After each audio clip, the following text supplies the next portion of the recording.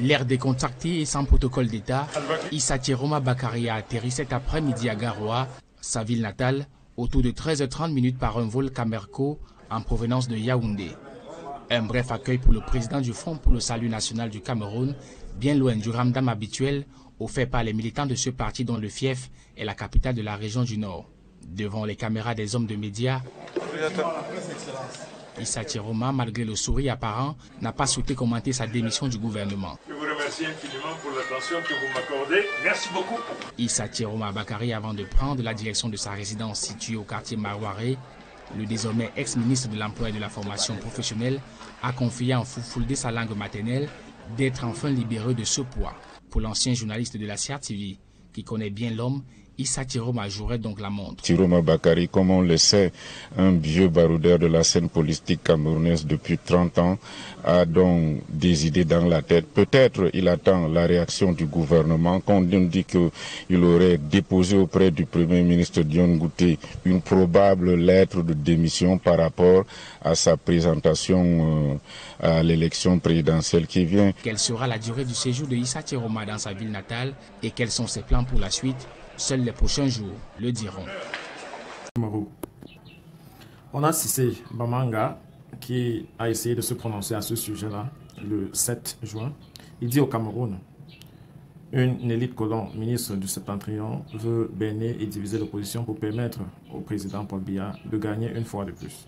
En effet, dans les coulisses, avec l'aide de plusieurs lamidas, un ministre va démissionner dans les prochains jours et être candidat lors de l'élection présidentielle.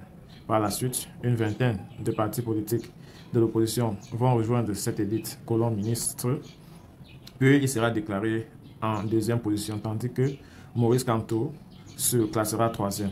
Son classement en deuxième position attestera que Paul Biya a effectivement remporté la présidentielle de 2025. Et le film va continuer. Ouvrons les yeux, chers compatriotes camerounais, les jeunes. Nous devons prendre nos responsabilités et dire non à ce genre de deal qui va encore plomber notre pays pour 7 ans. Non à la gérontocratie et à l'inaction. Qui, oui, à la jeunesse compétente et à l'action. Le Cameroun nous appartient tous. On veut le changement. Cissé Bamanga, président national jeune de l'Alliance républicaine. À quoi joue donc le ministre Issa Chiroma Bakary? Il est clair que pour connaître un homme, il fait partie dans son histoire. À ce titre, Issa Chiroma Bakary entre dans l'histoire des hommes politiques camerounais qui sont plus connus pour leur instabilité, incohérence et une capacité à tourner la veste d'une façon irréversible. C'est un monsieur qui, dans les années 2004, critiquait véritablement le système en place, porté à la tête de l'Union pour le porte-parole des élites du Nord.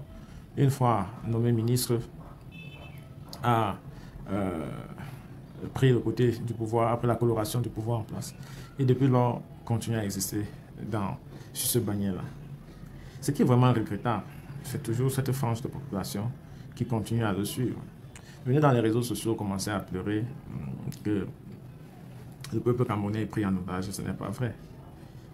Quand vous voyez l'ego surdimensionné des différents élites politiques, ceux-là ne font-ils pas autant de mal au peuple camerounais que ceux-ci qui sont déjà connus d'avance? S'attendre que Issa Chiroma Bakary doit cesser d'être un maniganceur pour un enfant de cœur, c'est se soumettre soi-même au désespoir. Parce que pour un monsieur qui est plus connu pour ses positions instables que sa capacité à résister à la famille, il faut s'entendre moins.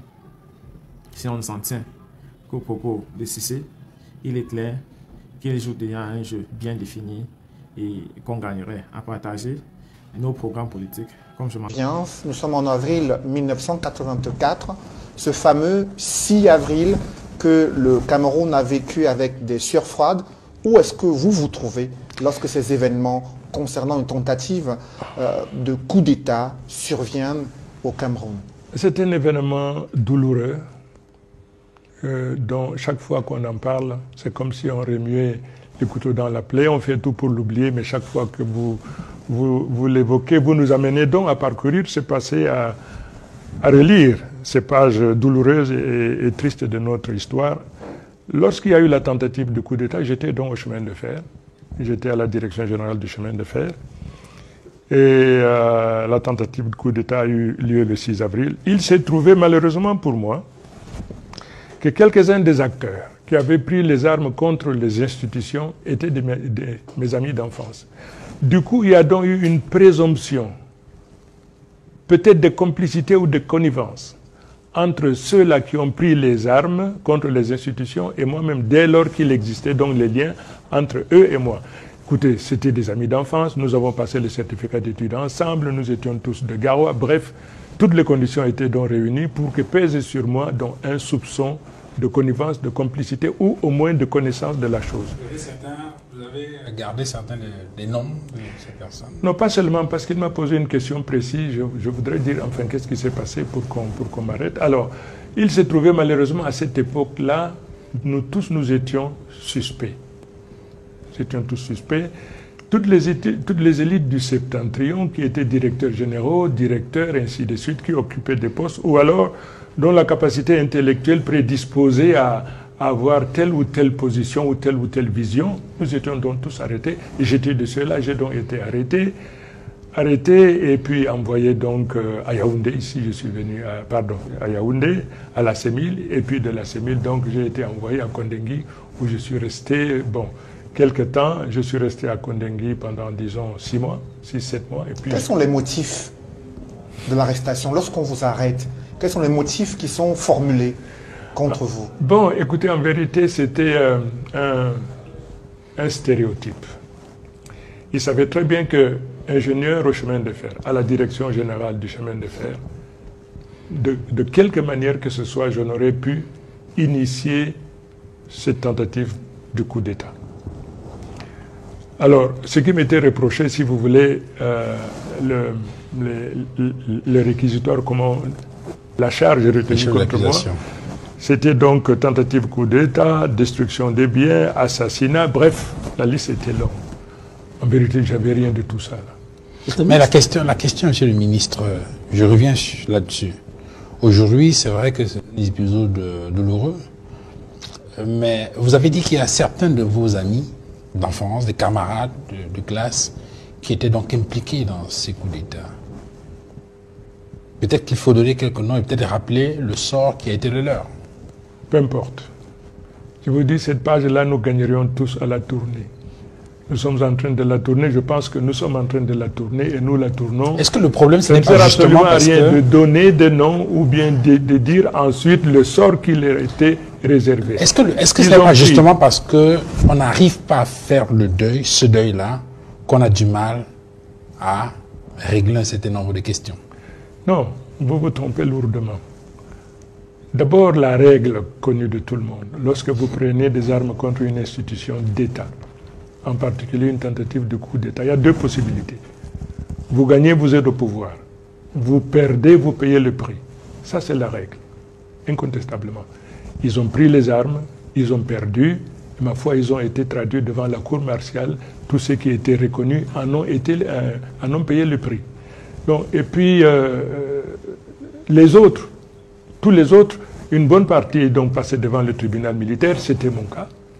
J'ai été traduit devant le tribunal militaire, reconnu innocent, libéré, et c'est libéré donc que je suis resté en prison pendant un gros 6 ans. Donc c'est pour cette raison que j'ai dit que cette période-là, à force de l'évoquer, vous n'exorcisez pas le mal. Voyez-vous, vous avez tendance donc à réveiller quelque chose que nous gagnerions tous, à exorciser, à faire le catharsis et puis à exorciser. Est-ce que exorciser ne signifie pas justement creuser, chercher à comprendre l'exemple de ce qui passait? On l'a fait déjà. La tentative du coup d'État a eu lieu en 84. Comment? Je dis la tentative a eu lieu en 84. On l'a fait comment? Parce que vous savez que récemment, lorsqu'on parcourt un certain nombre de tabloïds, vous savez que l'Œil du Sahel, par exemple, qui est un journal spécialisé des Septentrions, très souvent à l'occasion de la commémoration de cet événement, revient là-dessus avec un certain nombre d'événements. Ça veut dire que vous n'êtes pas d'accord avec cette approche? Non, pas du tout. C'est une mémoire collective une mémoire nationale, une mémoire collective dont nous devons nous approprier, comprendre pour l'exorciser et prendre toutes les mesures pour qu'une telle chose ne se répète jamais.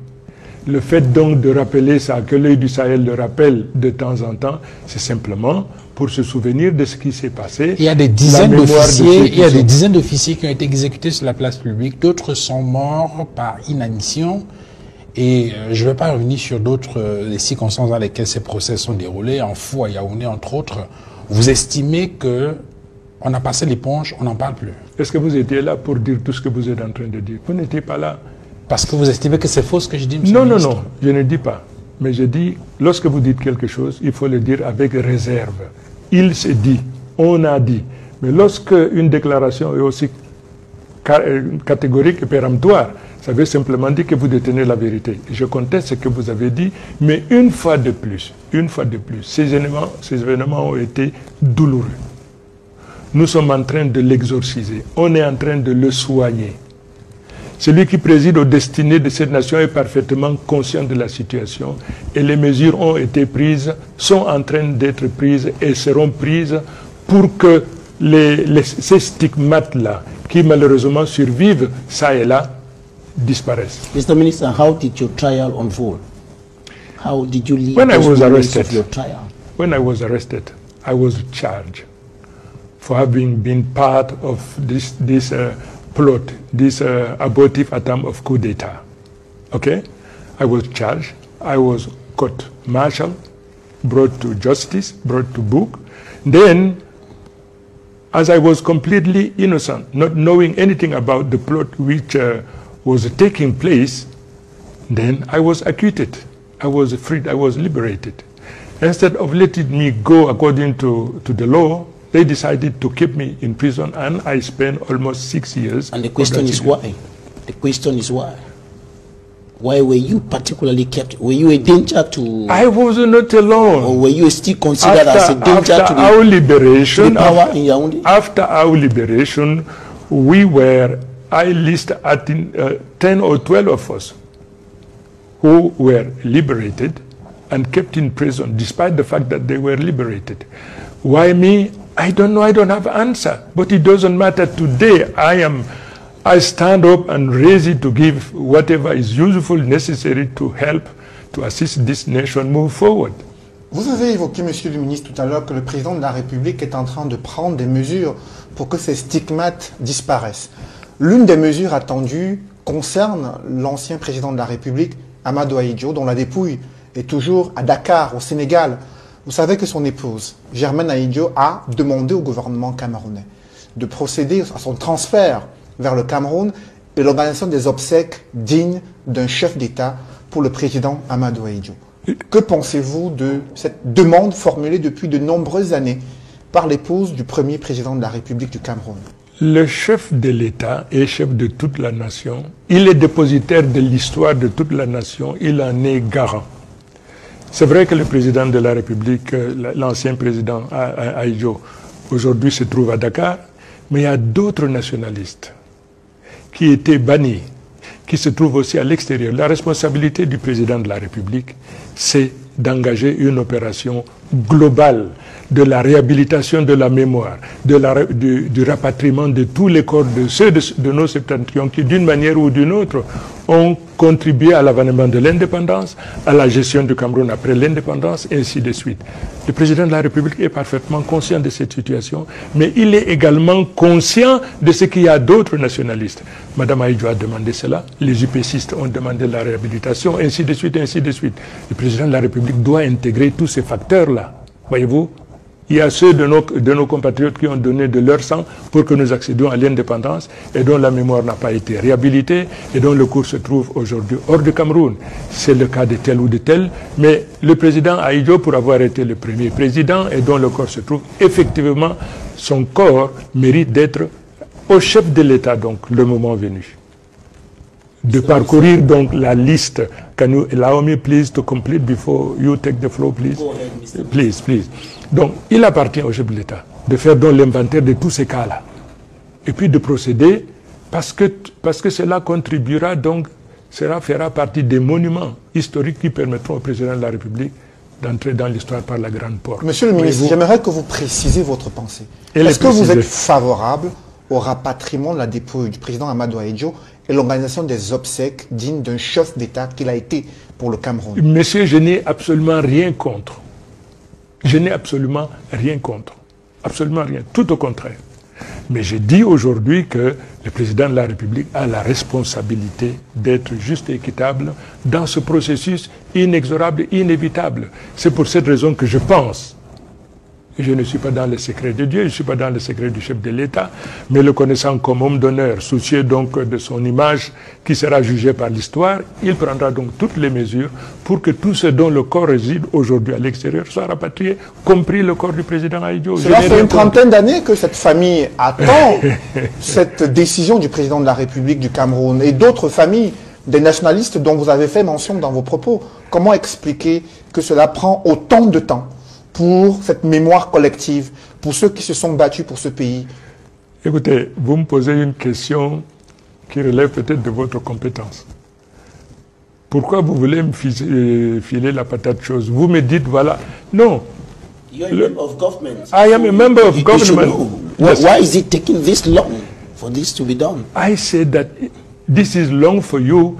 The reason why this has not yet taken place, I can't tell you today, but there are reasons, there are profound reasons for which it has not yet taken place. But I am convinced that day in, day out, it will take place.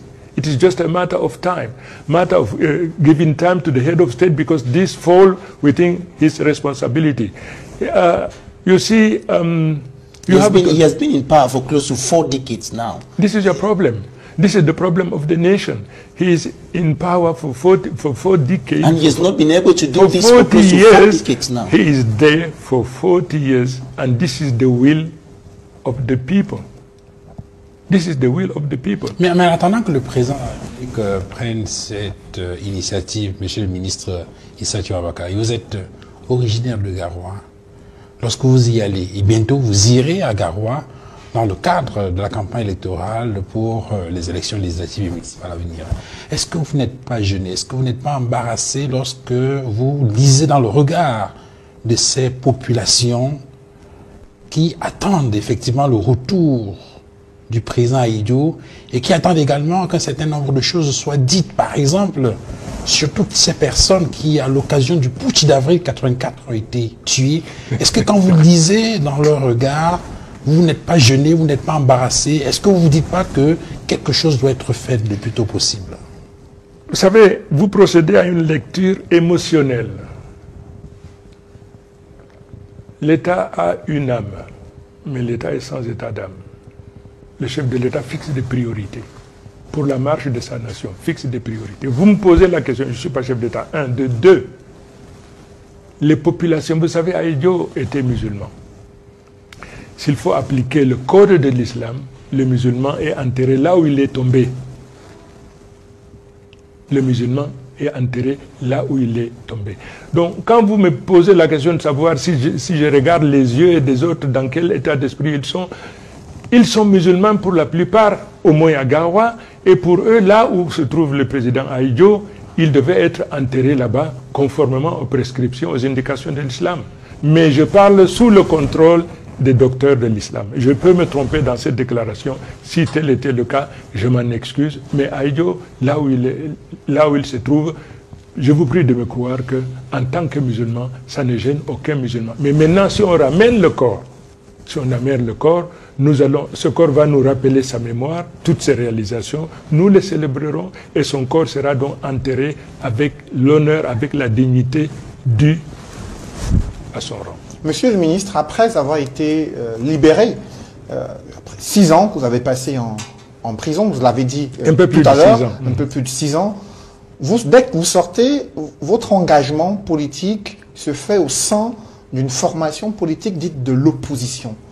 Qu'est-ce qui explique ce choix fait au début des années 90? Écoutez, j'avais d'abord un objectif. Que ce qui m'est arrivé n'arrive plus jamais à personne. Il me fallait donc trouver un espace pour expliquer, pour extirper, pour exorciser ce mal dont j'ai été victime, parce que l'homme politique fait en sorte que sa souffrance ne soit pas contagieuse, qu'elle ne s'imprime pas dans l'histoire de telle façon qu'il y ait répétition. C'est pour ces raisons que j'étais engagé. Mais je sors de la prison, nous étions à peu près une dizaine à Yoko. J'ai été, à cette époque-là, le seul à avoir été libéré. J'avais laissé donc les autres en prison. Avant de partir, je leur ai dit la chose suivante. Je suis malheureux de sortir et de vous laisser derrière, mais dites-vous bien une chose. Je me battrai pour que vous sortiez. Il y a 3 possibilités. On m'arrête à nouveau, on me renvoie en prison. Ou alors vous apprenez que j'ai été tué. Mais de toute façon, je me battrai pour qu'on vous sorte de prison. Je sors donc, j'arrive à Garoua. Ça a coïncidé effectivement avec le vent de l'Est qui soufflait en rafale et puis qui a donc permis la naissance de la démocratie. Et je décide donc d'organiser la marche de libération à Garoua qui devait permettre à ceux de mes compagnons d'infortune qui étaient à Yoko de sortir. Pourquoi? Parce que la loi d'amnistie signée par le chef de l'État était une loi de portée générale et inconditionnelle. Il s'est trouvé que j'étais sorti seul et les autres étaient restés. Ma responsabilité donc, c'est de donner de la voix, organiser cette marche, quel que soit ce que cela aurait pu me coûter. C'est ce que j'ai fait, je ne regrette pas et j'en suis très heureux. Bon, alors ça a coïncidé effectivement avec l'avènement de la démocratie. Vous avez organisé une marche à Garoua, malgré les interdictions qui avaient été formulées à l'époque. Pourquoi vous vous êtes autant entêté, monsieur le ministre, à l'époque, en janvier 90? C'est le devoir, monsieur. C'est le devoir. Quand on est un homme d'honneur, on n'a peur de rien. Quand on a une responsabilité comme celle-là, on a peur de rien. Surtout, on a été, comment dirais-je, victime. On a été victime. Tous ceux que j'ai laissés en prison, ils attendaient beaucoup de moi. On ne sait pas. Vous savez, lorsque vous êtes assigné à résidence, surtout dans une prison comme Yoko, ce qui va vous arriver, personne ne sait. J'ai eu le privilège extraordinaire d'avoir été libéré. D'autres sont donc en prison. Mon devoir, c'est de me battre, quoi qu'il m'en coûterait, pour qu'ils sortent. C'est ce qui s'est passé. Voyez-vous, et puis les événements par lesquels nous sommes passés ont vidé de nous la notion de peur. Ça vous vide complètement de la notion de peur. Quel regard portez-vous sur l'état du Cameroun à ce moment précis? Écoutez, ce qui nous préoccupait à ce moment-là, ce n'est pas l'état du Cameroun, mais c'était l'avènement, la possibilité qui était donnée aux Camerounais d'être aux commandes de leur existence dans la perspective donc d'une démocratie qui était en cours de construction. L'état du Cameroun est là, mais nous étions décidés donc à faire en sorte qu'un nouveau Cameroun émerge à la suite donc de tous les événements que vous connaissez. Pardon. Je vous en prie, monsieur le ministre. Alors, vous avez des relations avec Samuel Eboua et l'UNDP. Comment se nouent ces liens et comment est-ce que vous vous engagez au sein de cette formation politique? Oui, alors cette formation, pourquoi le président Eboua? Le président Eboua parce que lorsque le président national de l'UNDP avait annoncé la création de son parti, il était à Paris. Il a porté donc l'information à la connaissance de Mme Aïdjo. Mme Aïdjo, connaissant donc le président national de l'UNDP, a pensé que à la phase de création, il était indispensable de trouver un homme de qualité, un homme dont on ne peut pas douter des valeurs intrinsèques, ainsi de suite. Il fallait trouver donc cet homme pour lui demander, en attendant donc le retour du président national de l'UNDP, d'accepter de prendre la tête de l'UNDP, premièrement. Deuxièmement, le président Eboua, paix à son âme, dubitatif, a réinterrogé Mme Aïdjo, mais je parle sous son contrôle, pour dire que est-ce que les fils du Septentrion vont l'accepter pour qu'il préside donc aux destinées de ce grand parti en gestation en attendant. Alors, Madame lui aurait dit que je vais m'en occuper. Madame Aïdjo appelle donc mon tuteur, paix à son âme, Tanko Hassan, et quelques autres quartiers pour leur demander d'apporter à M. Eboua le soutien dont il a besoin pour la mise en place de ce parti.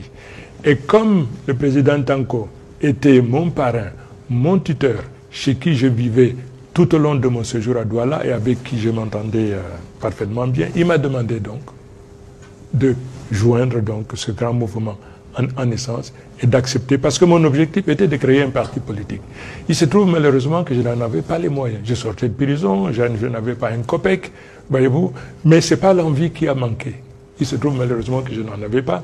C'est donc pour ces raisons que quand le président Tanko m'a demandé de prendre ce train en marche, de participer à sa création, j'ai accepté.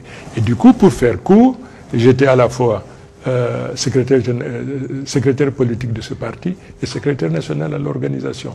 Toute chose qui me convenait très bien puisque j'ai toujours été politique au cours de ma formation universitaire en France comme à mon retour au Cameroun. Mr. Minister, what specific role did you play in the creation of that political party?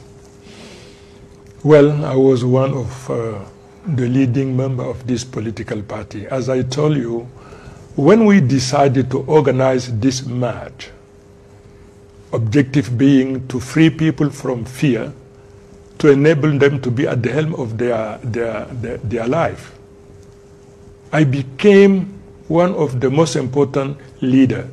I was a politician. I have always been. Those who had to stand by me to give me the necessary support in order to fulfill this, they were not politicians. They needed me to stand by them to explain the reason why it was indispensable to accept and to follow me. This is the role I played, and this has been the impetus, the incentive which enabled UNDP to become the first and most important political party at this time. Est-ce que vous pouvez rappeler, Monsieur le ministre, les termes de référence du recrutement entre griffes de Samuel Bois? Vous comprenez le sens de ma question? Précisez, là, si moi je comprends, peut-être que les téléspectateurs, eux, ils ne comprennent pas. Vous avez dit que lorsque Germaine Ahidjo a initié, a discuté avec les autres pour la création de ce parti, on a porté le choix sur Samuel Bois pour qu'il dirige le parti, vous l'avez dit, en attendant. C'est bien ce que vous avez dit? Tout à fait. En attendant quoi? Le retour du président national, l'actuel président national de l'INDP, qui à l'époque était en exil. Mais ça c'est clair. C'est simplement, bon, je constate simplement que vous ne consultez pas suffisamment l'histoire. Non, on pose la question. Mais c'est ce qui s'est passé. Madame Ahidjo qui nous écoute peut-être, Madame Ahidjo a demandé, parce qu'elle partait du principe que le président actuel n'avait pas la capacité, l'étoffe, et il ne pouvait pas faire face au choc, pas aux troubles qui pouvaient naître avec l'avènement de l'UNDP. C'est pour cette raison qu'il a demandé au président Eboa, et le président Eboa a accepté, et tous nous en avons fait chorus, nous avons suivi. Voilà, chers messieurs. Et donc, on peut comprendre pourquoi plus tard, avec le retour de Biloba Maïgari, Samuel Eboa est éjecté. C'est une lecture diagonale très rapide. C'est une question, monsieur le ministre. Bon, alors je dis donc la chose suivante. Cette question, elle n'est pas bien formulée. Au départ, le président Eboa devait donc participer à la création de l'UNDP. Parce que M. Eboa avait cette aura, cette carrure. C'était un homme d'honneur, un homme de qualité qui pesait d'un poids certain aux côtés du président Ahidjo. C'est pour cette raison que Mme Ahidjo, le connaissant, lui a demandé donc de faire cette chose-là. Mais comme je vous dis, mais une fois de plus, je parle sous le contrôle de Mme Ahidjo, parce que je peux me tromper. Il lui a demandé ça, il lui a demandé, en attendant le retour Mais il se trouve une chose, avec le temps,